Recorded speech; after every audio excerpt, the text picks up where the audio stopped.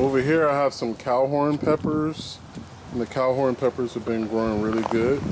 I have some bell peppers that are in here, and it's next to a involuntary tomato plant, which I decided to leave and let grow next to it, but I think I'm gonna have to manage that a little bit, put maybe some type of tomato cage or something down. But definitely want to make sure that I grab one of these bell peppers. I'm grabbing this one a little early, but I'm in the mood for a bell pepper, so I'm going to add a bell pepper to lunch today.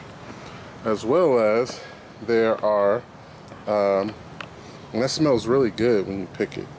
So another thing, there's some cowhorn peppers that are down here. So I'm going to grab a couple of those cowhorn.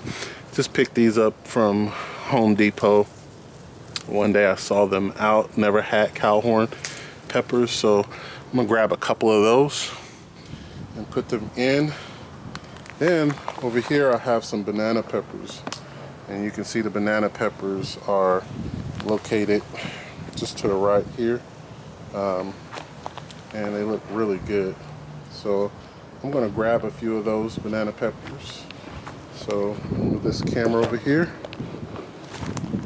You can see that we have beautiful banana pepper, and this one is growing some really good blossoms, so it's good to take sometime a couple of peppers off, a couple of pieces of fruit, to allow the plant to focus on the new production. So especially if something is dying off, I take it off, but these are ready. So I'm gonna take a couple of banana peppers as well.